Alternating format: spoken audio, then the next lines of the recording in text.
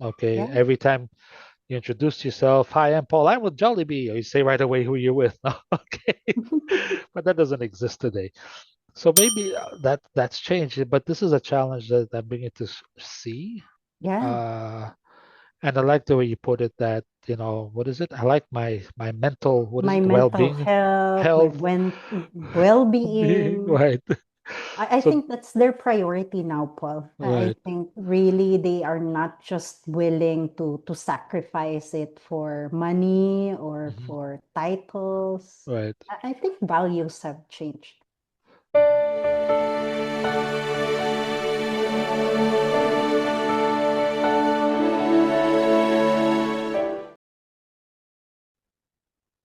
Welcome to our season finale. Yes, season 19 is coming to an end. This is our 12th episode. And today, with everything going on around us, with AI coming along, and I don't know if some people are excited or if we're worried, concerned about what's going to happen. Two very important things will always show up in any organization. That's culture and leadership. And for this, we have invited Abby Tongco. She's the vice president of Vismotors, and she's also the vice president of the Philippine Society for Talent and Development, trustee in charge. Uh, Lots of words there, so maybe we should start with that. Abby, can you tell us a little more about what Vice President of Philippine Society for Talent and Development, trustee in charge means, and pretty much what do you do? Thank you, Paul. Thank you for inviting me for this episode. So, basically, as Vice President of the Philippine Society for Talent Development, or PSTD, I am in charge for this year to launch and prepare and hopefully run the national convention. So, this year, this is the 50th National Oh, Convention of PSTD. So we're so excited. It's going to be on August 27 to 29 at Cebu City, Philippines. So as trustee in charge, I'm on top of the preparations and all of the resources that we need to make this is a successful event. For those who are not familiar, PSTD is an organization of talent development practitioners. So it's composed of those who are in learning and development, human resource, organization development, and also leaders. So essentially, anyone who has a role in honing and molding talents. So that's PSTD, Paul. you know, that sounds like an event we should not miss. And towards the end of this, I'll ask you to uh, talk about it again briefly so we can know maybe we can get some information. But that said, let's continue more about Vismotor and tell us a little bit about your background. So tell us about Vismotor first and then your background. Okay, so basically, Vismotor Corporation is the leading distributorship for spare parts and motorcycle dealership here in Visayas area. So what I do as AVP of HR, I head and manage all of the HR functions. So that would include talent management, functions, recruitment, talent acquisition, um, employer relations, compensation and benefits, training or learning and development, and employee engagement as well. It's, Thank you for making time. It seems like you're very, very busy, both with the PSTD and with Vismin. So let's jump right into it. Leadership and culture. Maybe a good place to start would be to how would you define each of them to give us a better sense of the direction we'll take. Okay, that's good. That's a good starting point. Culture is something that I am truly passionate about. I know that people have a lot of misconceptions about culture. I know that various authors would define culture in different ways. But essentially, based on my experience in working with various organizations. When we speak of culture, it's something that drives and really shapes how things are being done in the organization. So that is something that would be an invisible force, such that people, wherever they are, whether they are in the office or working from home or whatever their work arrangement would be, that culture defines what is normal or what is standard practice. So that without needing so much handholding, so much micromanagement, people know what is expected of them and they have the shared values. They have a moral compass to guide them forward. So that's basically what culture means. It's a sense of what's right, a sense of how things should be done in the organization in order to meet the vision and the mission. I would consider leadership as a very related, as a concept that is really connected, closely aligned to culture development, because leaders play a great role when it comes to shaping and molding culture. Leadership for me is being able to implement certain practices which influences and persuades people to um, to be productive, to perform, and even in the way that they treat their customers and that the way that they deliver value to their stakeholders. So for me, culture and leadership, they are so much aligned, they are so much attached. Or you could say that they're intermingled or they're pretty much Yeah, one and the right? same. Let's talk a little bit about some of the words that you mentioned. Let's talk about, for example, organizational effectiveness. Can you share, based on your experience, some examples of how culture has played a role in organizational effectiveness? Yeah, yes. Paul, for example, during the pandemic, I think that was the greatest test of how culture drives organizational effectiveness. For those who are new to the concept, organizational effectiveness simply means systems, programs, structures that drives or helps the organization meet its corporate goals or implement its unique strategies. We can say that an organization is effective if its components all are aligned towards the organizational goal and the goals are actually achieved. So during the pandemic, I would say that was the greatest test of the role that culture has in terms of driving organizational effectiveness. For example, people had to work remotely. So it was culture that drove leaders in terms of guiding them on what works and what doesn't. It's culture that drove people to perform and to interact and continue to relate with customers and stakeholders as representatives of the organization. That even despite being away from the physical office, they immediately know what is expected of them. They immediately know their role in driving organizational effectiveness. So for me, culture really plays a huge role when it comes to organizational effectiveness. I would always say that you can only grow your company as fast as you grow your leaders.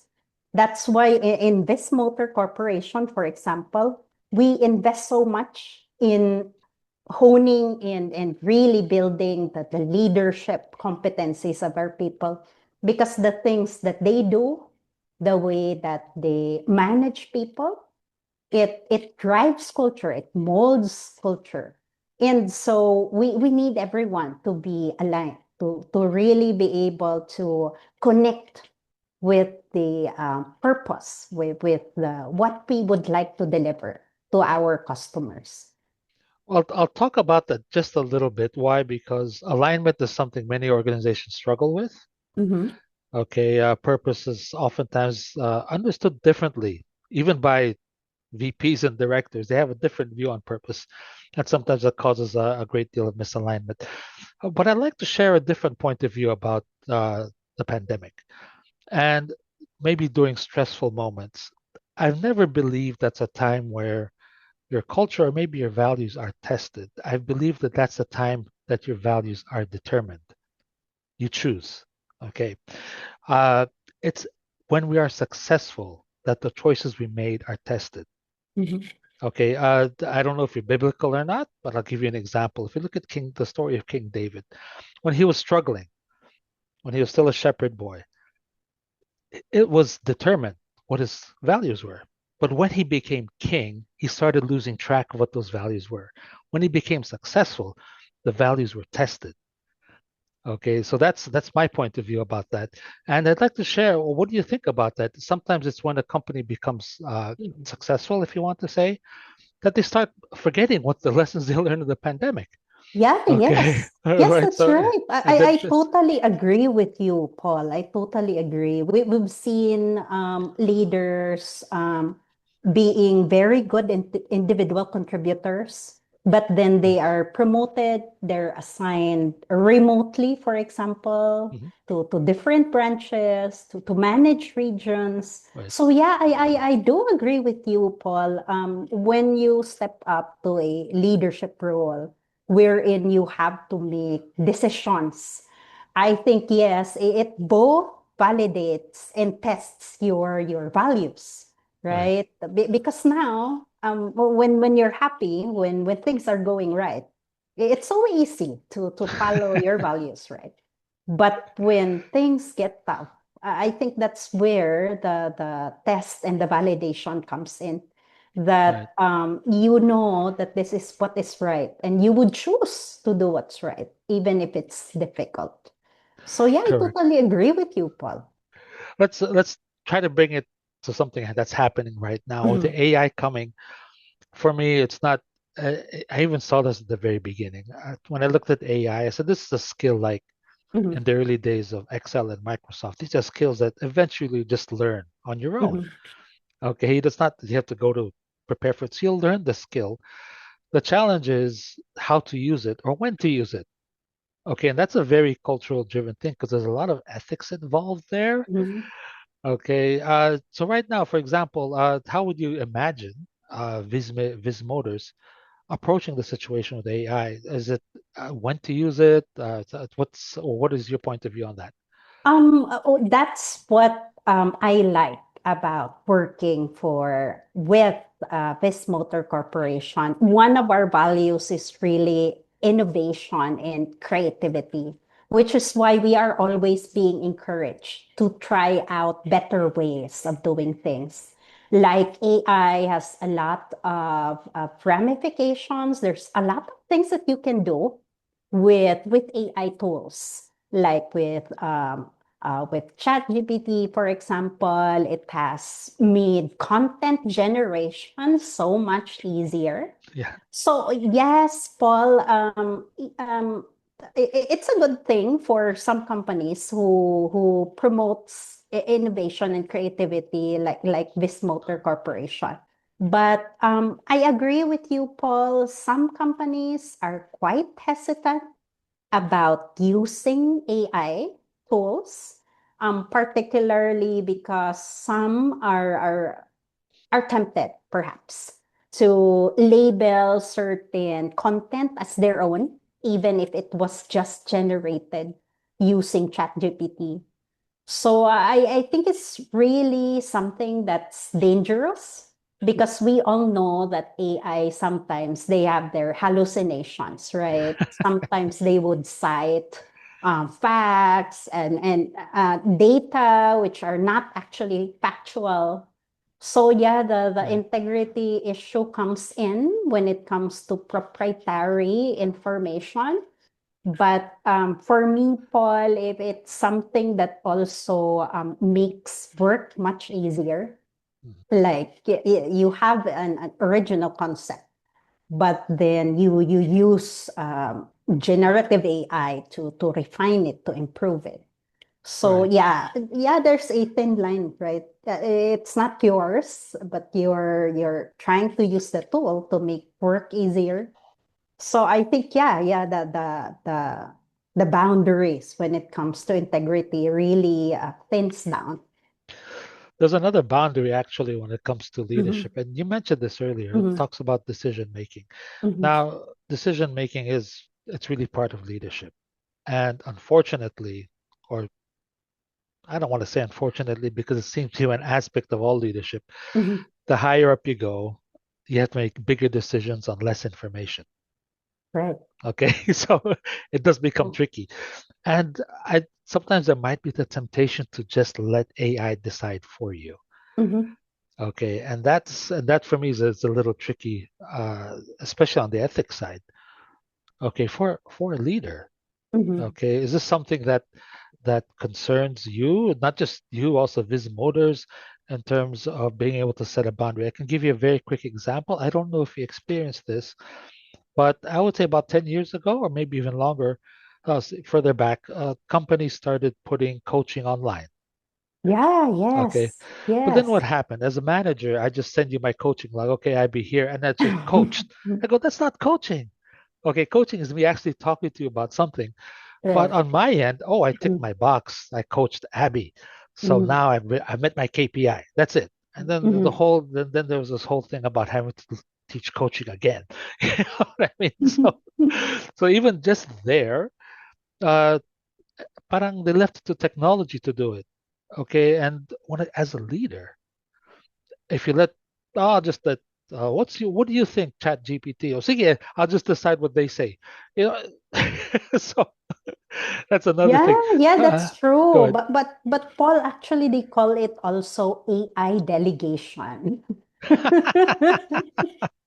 So they call it AI delegation. So if it's something that you could automate or you could delegate to technology, it's something that leaders commonly do. And yeah, I agree with you that it's a concern because, of course, as leaders, we're supposed to connect with people, right? We're supposed to have genuine human connection with our colleagues, right? With Right. our team members. Yeah. So yeah, those are two ways of looking at it, Paul. Actually, that's also really cultural. It's a Mhm, cultural situation where, mhm, as you said, being able to actually relate to your people and all, that's a cultural thing, mhm, which I want to ask you about this because you did mention earlier that culture in many ways are the unwritten rules. mhm. Okay, what do you think of this? If, as an organization, you're able to distill those unwritten rules and make them written rules that everybody had to follow. I'll just give you another example. Again, not to sound religious. Christianity is based on 10 commandments, period. Right. If you take Mhm, away the first two, which is honoring the Lord, you're left with eight. mhm, Now, that eight served the organization for thousands of years and it's still there. Okay, that's only eight rules. I'm not talking mhm, about 10,000 rules. mhm, Do you think, what happens if an organization did the same? They define their culture literally. It's a, you know, I'll just give you an example. It says, don't take something that's not yours. mhm. Okay, Right, right. and you put that reminder in the refrigerator so nobody steals Mhm, your food. Yeah, mhm. you know what I mean? Or you remind the leader, hey, if it was Abby's idea, don't take credit for it. Right, Okay, right. things like that. Those are very basic rules, Yeah, I but yet they're agree with solid. you.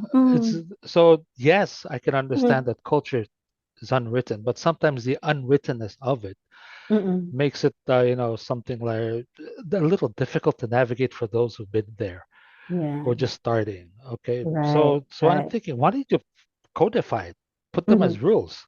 Okay, That's right. That's right. I totally agree with you. HR practitioners, they have tried to get everything written. right? Right. They tried to put it in a company code of conduct, Right. employee discipline manual, when they do the orientation. But Paul, they have this new concept right now that they call Culture Plus. Hmm. So before, we would have wanted to preserve culture, make sure that we get people who would fit into the right circle Hmm. or square, right? But right now, particularly for the younger generations like Gen Zs, they tend to bring in new ways of doing things, new ways of thinking. And so I have seen several organizations who does both, who try to do both. Yes, they write it down, they incorporate it in their onboarding program. And they also have this culture plus concept Hmm. wherein, yeah, yes, this is our norm, these are our practices, but you're welcome. We welcome you as you are. We respect you if that's how you define your identity. And let's try to see which ones work, which will make us happier and which would enrich our culture. So that's also one trend that I've seen recently, Hmm. Paul, especially for those who are hiring primarily Gen Zs in their Right. workforce. Right. Gen Z. You know what's funny? Mhm, I'm a boomer. Okay. And strangely, and mhm, I even got this as feedback when I train other people, other mhm, boomers and Gen Z. Boomers and Gen Z don't seem to have a problem getting along for mhm, some strange reason. Okay. Millennials are millennials and everybody else is everybody else. But me getting along with a Gen Z doesn't seem to be a problem. Okay. So this is an observation I made. And I said, maybe it's because they're my children. I have no idea because my children are Gen Z, most of them. Oh, okay. Okay, so but I have no idea, but it's an unusual feature that maybe we could take advantage of. Okay, but going back to writing down the rules, and this is where alignment Mm-mm, comes in. mm-mm, I was working with one group, and on their wall was plastered integrity. Okay, mm-mm, and then I asked, and these guys were directors. They're not lower managers. They're directors. mm, And I asked them point blank, how many of you've ever given an answer to a question your boss asked, and you gave an answer that you knew he wanted to hear, and all of them suddenly felt guilty. I said, that's not integrity. mm. Right, right. Okay. Now, as you said, Mm, culture is what you do. Okay, so you might have it plastered on the wall, but right, if true. there's no consequence for not following it, Mhm. then what's it doing on the wall? That's Okay. true. I totally agree with you, Paul. In fact, I've seen organizations who bear core values like excellence, Mhm. but then they tolerate underperformance because Right. they would say, this is kawawa naman. Let us be compassionate. Let's have the human side of decision making. So yeah, sometimes it becomes funny, right, Paul?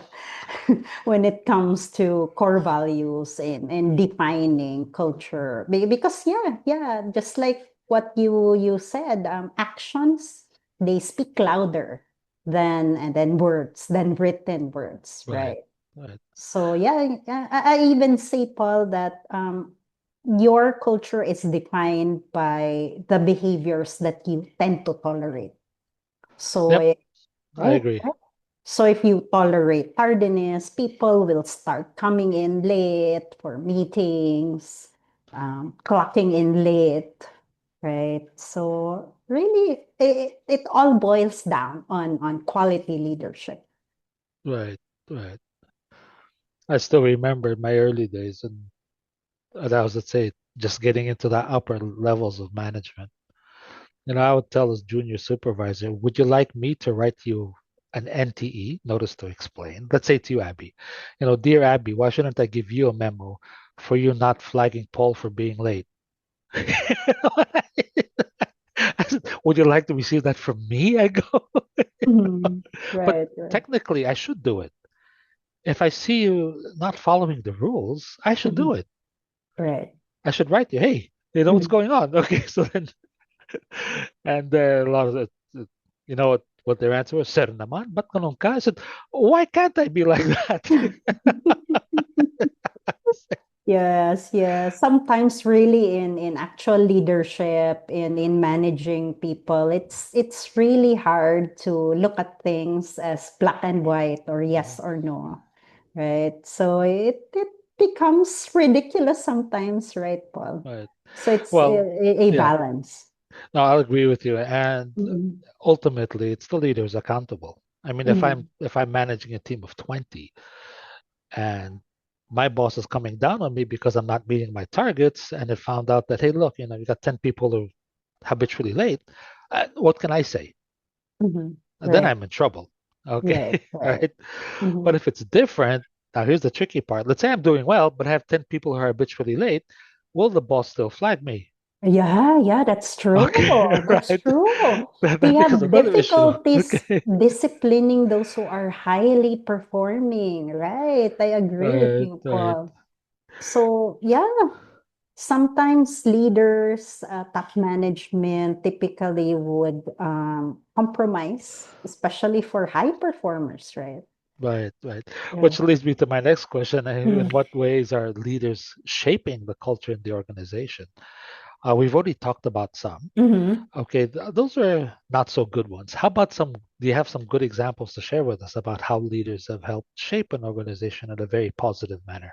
Yeah, yes, yes, Paul. In fact, one of the things that I would always share when I run leadership training programs is that our actions, our role modeling, uh, what is required in the workplace when it comes to decorum, when it comes to performance standards, when it comes to customer relations, these are what sticks on the mind of our team members, right? So role modeling is one. That's the most powerful, if I may say. And then number two, of course, enforcing discipline within the team is also one. When it doesn't have to be MPE incident report all the time, right?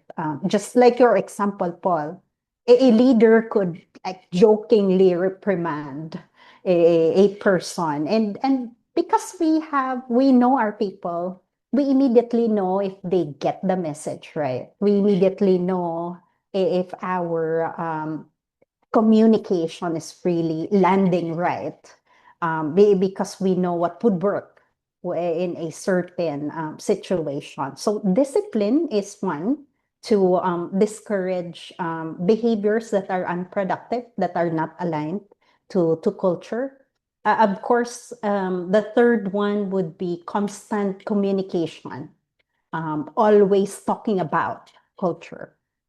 Some of my friends in OD, they call it brainwashing, cult level loyalty and commitment. Because when you always talk about the values, you always talk about the moral compass, you always talk about your expectations, somehow it sinks in. And then people, they immediately get to a certain level wherein it becomes second nature to them. So yeah, constant communication, taking all opportunities to communicate our expectations is really a powerful tool for leaders. Like when people excel in certain values, in exhibiting certain behaviors or competencies, when we praise them, we recognize them, immediately people know, this is what the leader wants me to do. Oh, so this is what the company values in terms of behaviors, in terms of performance. So being able to, number four, give prompt feedback, doing coaching, mentoring, hand-holding people, especially those who struggle when it comes to blending in with the culture, is actually another part the leader's role in culture development. This is especially true for Gen Zs because one of the unique qualities about Gen Zs is that they really would like to see their leaders exhibiting malasakit or trying to build a personal connection with them, Right. or Right. leaders who care about them as persons, not Absolutely as true. machines or Hmm. tools to get things done. So really, the leader has so much to do when it comes to culture Hmm. development. No? So I could talk on and on and on. So, but basically, those are some of the top leadership practices which promotes and hones culture within their teams. You know, I can give a direct example of that. My Mhm, very first job, this was way back in 1985. mhm. That's how old I am. Okay. 40 years now working. I was a supervisor at Jollibee. Now, Jollibee at that point, they hadn't expanded yet. They were about to expand. I think they only had like about 10 outlets, maybe a little more. Uh, and I was 21, just out of school. And yung problema ko, I could barely speak Tagalog. Oh. I Mhm. only could speak maybe oo and hindi. Two words lang.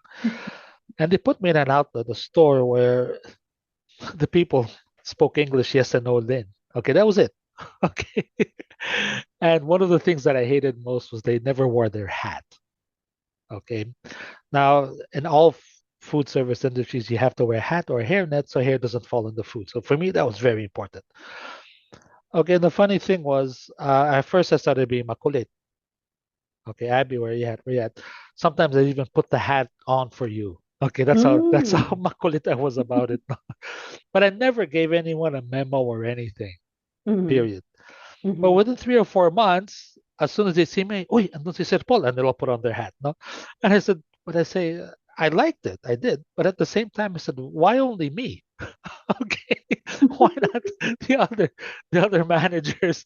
Or kung wala ako, why don't they put it on? Okay, all right. Yeah, that's So correct. that was something that was still crossing my mind. But you know how effective your behavior as a leader is. Mhm, Uh, there's so many companies that I've trained for, mhm. and the people say the boss says there's an open door policy or even a no door policy, and they all laugh as if, yeah, haha, as if it's not true. And I said, well, that's because it's behavioral. Leadership is behavioral Right. mostly. Mhm. And that definitely talks about how leaders can shape the culture in both good and bad ways. That's the Right. one thing to be very, very careful about. Okay. Mhm. But I'll also ask you this. I'm sure you're feeling the same, and the leaders in your organization are feeling the same. Many organizations worldwide, managers are just, they have too much work. Mhm. Okay. Right, Just too right. much pressure. Mhm. In some very large multinational organizations, they've gotten rid of a lot of middle managers. And so now managers have teams of hundreds. You know, that Oh. is a team of 20. I think now I've got 100 people. Okay, what am I going to Mhm. do with this? Okay. Right. So the manager is also under a lot of stress. How is Vismotors supporting the managers that are going through this?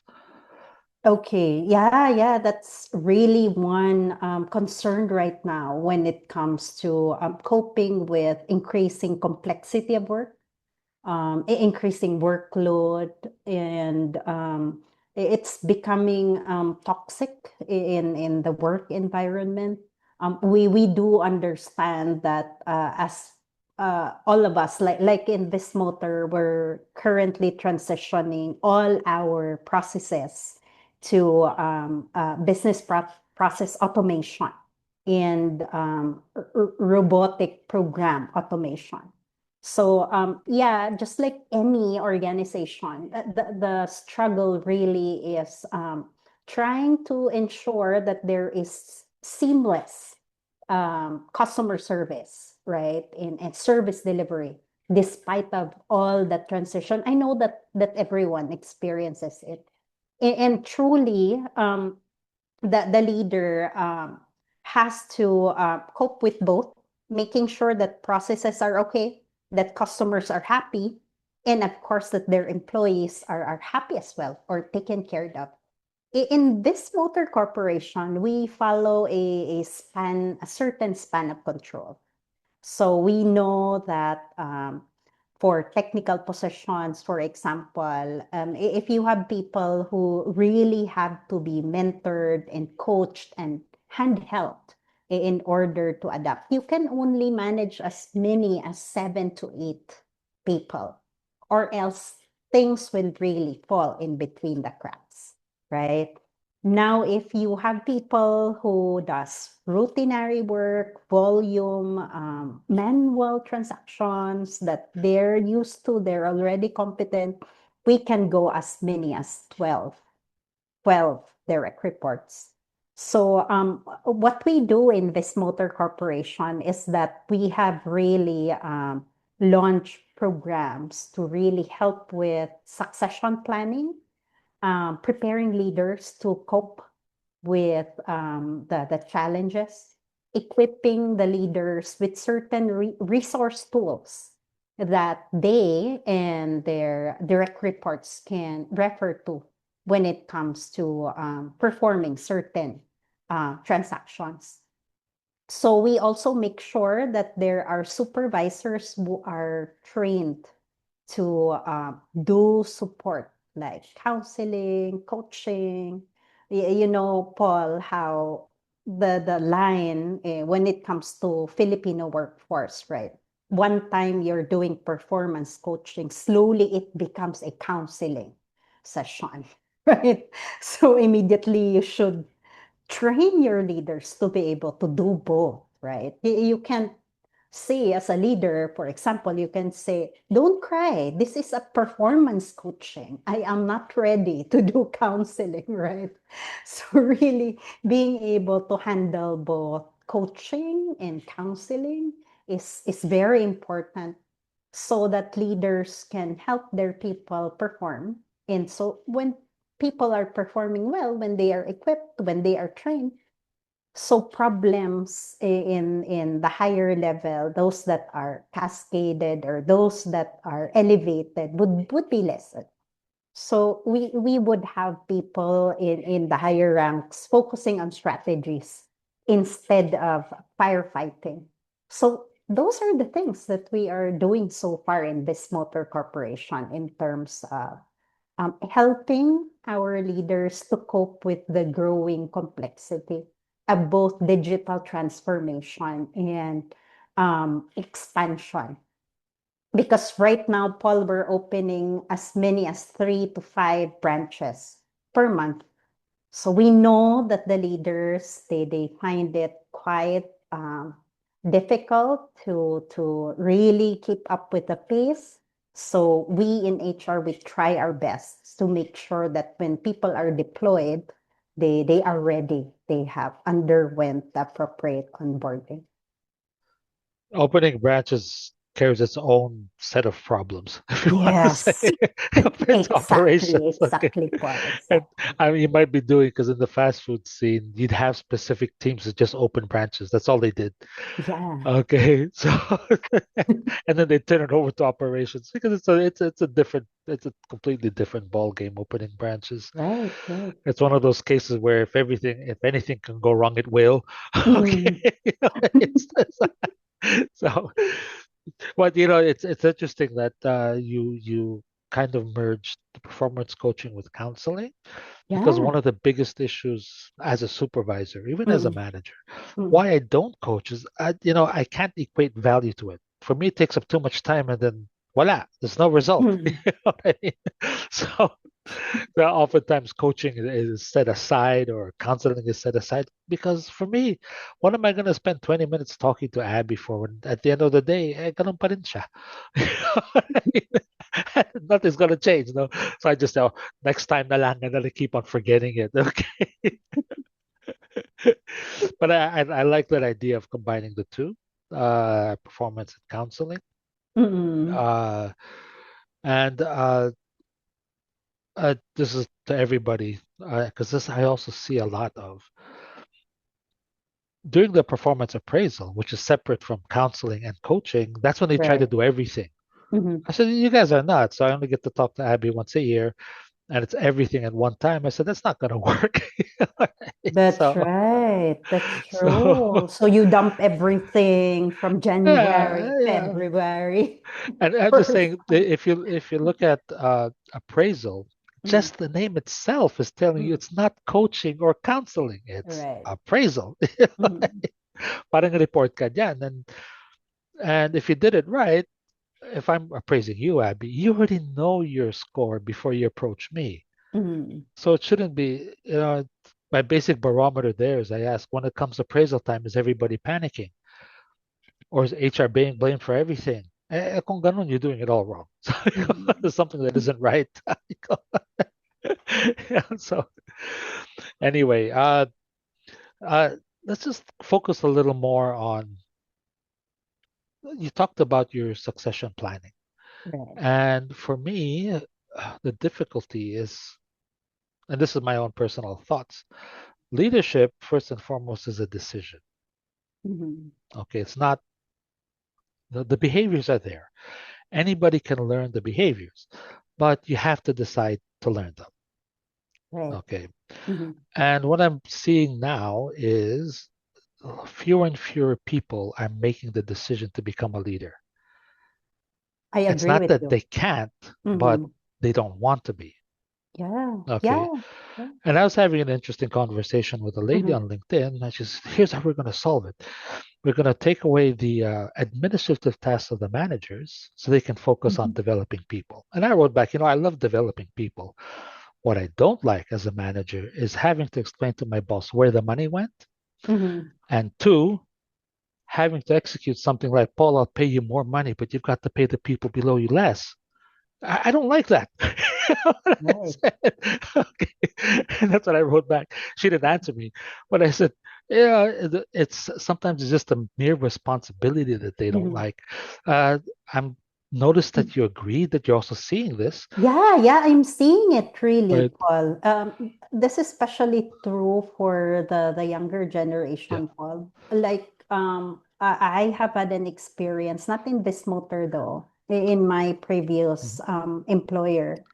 We were developing someone for supervisory role, and then this Gen Z again, sorry, Paul, Gen Z ulit. So this Gen Z was telling me na, no, I'm okay where I am. I am happy. My mental health is okay. I'm not willing to sacrifice my mental health for a salary increase or for a position title. I don't think that it's worth it. No? So yeah, yeah, I totally agree with you, Paul, where we're seeing people now who would say no to promotion. So yeah, I agree with you. Leadership really is a choice. It has to be voluntary, and the commitment has to be there. And I was having a conversation with another person online. Mhm. He was not my generation, maybe two generations newer, or maybe just one.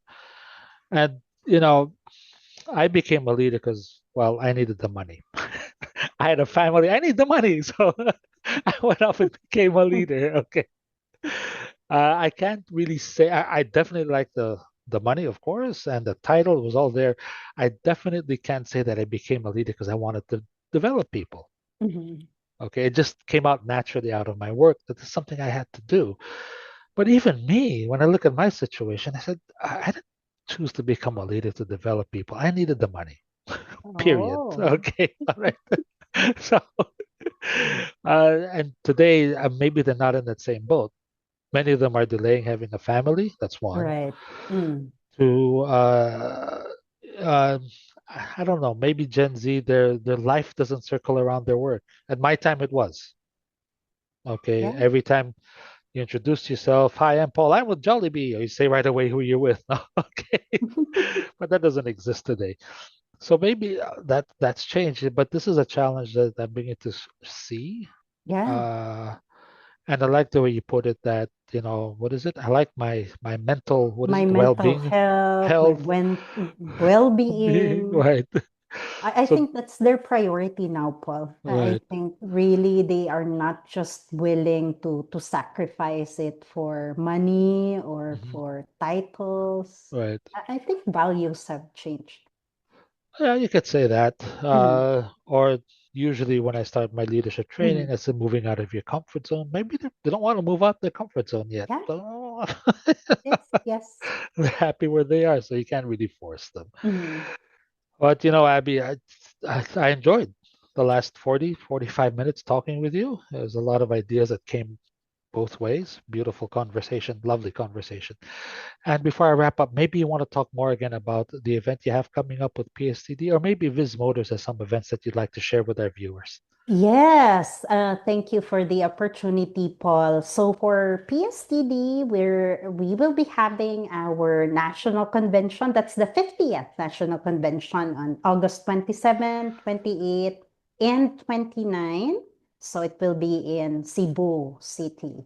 So for Vismotor Corporation, we have several hirings for positions in human resource. So if you're interested, just search me in LinkedIn. I consistently post my updates there. So thank you, Paul. It was a very, very insightful conversation. And to wrap it up for me, the best descriptor of culture sa Tagalog, hindi mo pwede ituto yan, nakakahawa lang yan. So, the English version is you can't teach culture or values. You can only wait. Culture is only caught, never taught. That's the English version. No? But it's for me, it makes a whole lot of sense because you can have it plastered on the wall, but if your leaders are behaving something else, well, it's that something else. It's not what's on the wall. So, whichever way it works. To our viewers, as usual, if you enjoyed this, and we are coming into season 20. So very, very exciting lineup of people that will be interviewed there, sharing up-to-date ideas. Just click on the and subscribe, follow, and like. Just smash those buttons. And as always, learning is a never-ending journey of limitless vistas.